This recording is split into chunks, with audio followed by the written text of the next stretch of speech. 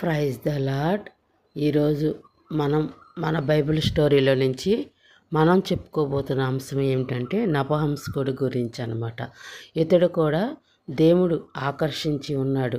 ఎందుకంటే దేవుడు చెప్పి ఉన్నారు, నా తండ్రి ఆకర్షించిందే ఎవరో కూడా నా యొద్దకు రారు అని.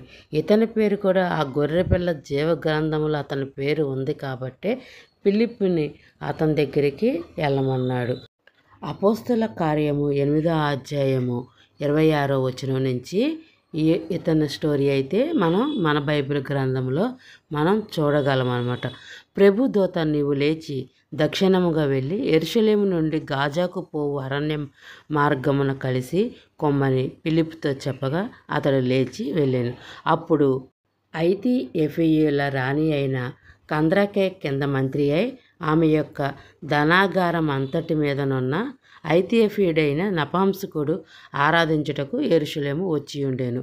అతడు తిరిగి వెలుచుండగా తన రథము మీద కూర్చుండి ప్రవక్త అయిన యెషయా గ్రంథము చదువుచూ ఉండెను. అప్పుడు ఆత్మలో ఫిలిప్పుతో ఎంత వేగంగా ఫిలిప్పు వెళ్ళాడంటే ఒక రథమును వెంబడించటానికైతే ఏ మనుషుడి వల్ల కూడా కాదనమాట. దేవుడు తన ఆత్మతో నింపి ఆత్మతో ఫిలిప్పుని ఆ రథం మీద దగ్గరికి కొనిపోయాడు. ఎంత ఫాస్ట్గా అంటే రెప్పపాటునమాట. ఎందుకంటే రేపటి కూడా దేవుడు వచ్చే ముందు ఆ యొక్క సూచన కూడా ఆ విధముగానే రెప్పపాటున ఉండును. ఆ విధముగా ఈ యొక్క సూచన మనం గుర్తెరగలము. అప్పుడు ఆత్మ ఫిలిప్పుతో నీవు ఆ రథము దగ్గరికి పోయి దానిని కలుసుకొనమని చెప్పాను. ఫిలిప్పు దగ్గర పరిగెత్తుకొని పోయి అతడు ప్రవక్త అయిన యెషయా గ్రంథం చదువుచుండగా విని నీవు చదువుచున్నది గ్రహించుచున్నావా అని ఆ యొక్క నపుంసకుడిని ఫిలిప్పు అడుగుతాడు. అప్పుడు నపుంసకుడు అంటాడు, అతడు ఎవడైనా నాకు త్రోవ చూపించకుండా ఉంటే నేను ఎలాగ దాన్ని గ్రహించగలనని చెప్తాడు. చెప్పినప్పుడు సరే నేను చెప్తానని ఫిలిప్పు అయితే చెప్తాడనమాట. అతను ఏవి గ్రంథం చదువుతున్నాడు? యెషయా గ్రంథం చదువుతున్నట్టు మన బైబిల్ గ్రంథంలో మనం చూస్తాం.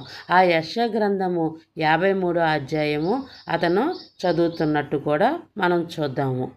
యెషయా 53వ గ్రంథంలో ఎవరి గురించి వివరంగా రాసి ఉందంటే అది యేసయ్య గురించే మొత్తము కూడా వివరంగా రాసి ఉందన్నమాట. మన దోషములు బట్టి అతను నలగొట్టబడెను, మన సమానార్థమైన శిక్ష అతని మీద పడెను, అతడు పొందిన దెబ్బల చేత మనకు స్వస్థత కలుగుచున్నది. మనమందరము గొర్రెల వలె త్రోవ తప్పిపోతిమి, మనలో ప్రతివాడును తనకిష్టమైన త్రోవ తొలగిపోతాడనమాట. యెహోవా తన మందిర దోషము అతని మీద మోపెను. అతడు ఎందుకంటే మన యొక్క పాపముల నిమిత్తము అతడు అన్యాయపు తీర్పు పొందినట్లు కూడా మనం యేసయ్య గురించి మనం విని ఉన్నాము. ఎందుకంటే అతను తిన్న దెబ్బల వల్లనే ఈ రోజున మన శరీరానికి మనకు స్వస్థత వచ్చి ఉందన్నమాట. డాక్టర్లు అయితే వైద్యం మాత్రమే చేయగలరు, కానీ సంపూర్ణమైన స్వస్థత ఇచ్చేవాడైతే అది దేవుడే అన్నమాట. అట్లాగనే ఆ యొక్క యెషయా గ్రంథం 53వ అధ్యాయంలో మొత్తము మన యేసయ్య గురించి మనం చూడగలము. ఆ నపుంసకుడు ఫిలిప్పుతో అంటాడు కదా, ఎవరైనా నాకు త్రోవ చూపించకపోతే నాకు ఎలా తెలుస్తుంది అన్నప్పుడు నపుంసకుడు అంటాడు ఫిలిప్పుతో, నువ్వు రథం ఎక్కి కూర్చో అని ఫిలిప్పుని అంటాడు.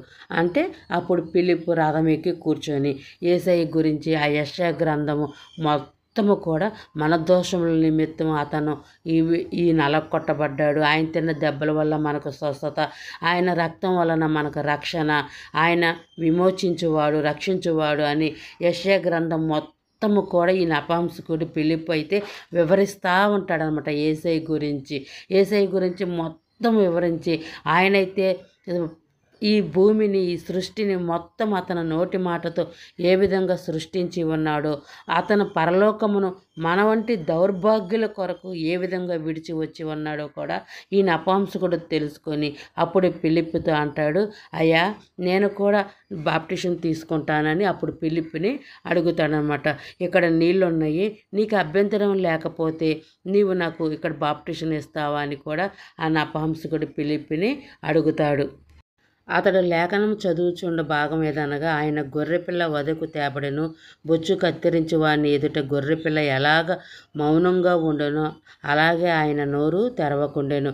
ఆయన దీనత్వమును బట్టి ఆయనకు న్యాయ విమర్శ దొరకకపోయెను. ఆయన సంతానము ఎవరో వివరింతురు. ఆయన జీవము భూమి మీద నుండి తీసివేయబడినది.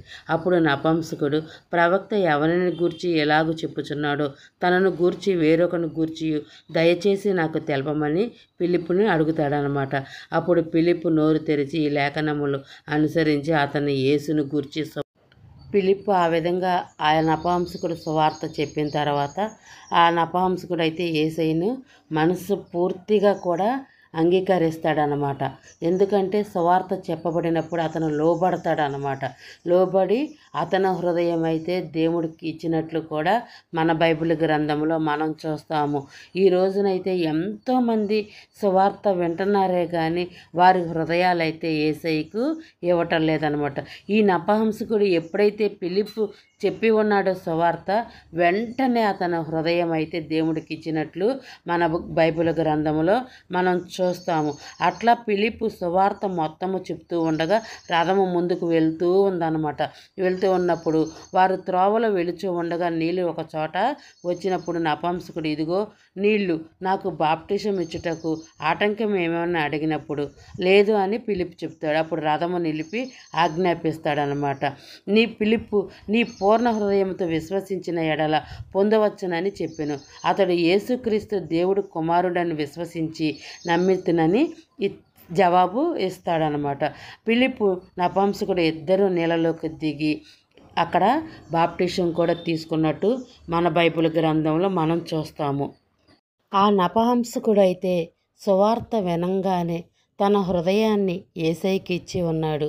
యేసయ్యే నిజమైన రక్షకుడు, మనల్ని మన పాపపు బంధకాల్లో నుంచి విమోచించువాడు, మనల్ని రక్షించటానికి పరలోకమును విడిచి భూమికి ఒక సామాన్యుడిగా ఈ భూమి మీదకు వచ్చి ఉన్నాడని ఆ నపుంసకుడైతే ఎప్పుడైతే ఫిలిప్పు సువార్త చెప్పి ఉన్నాడో అతను నమ్మి ఉన్నాడనమాట. మరి మన పరిస్థితి ఏ విధముగా ఉన్నది? అనేక చోట్ల ఈ రోజున సువార్త అయితే వీధుల్లో ఎక్కడ చూసినా సంఘాల్లో వెదజల్లబడుతూ ఉందన్నమాట.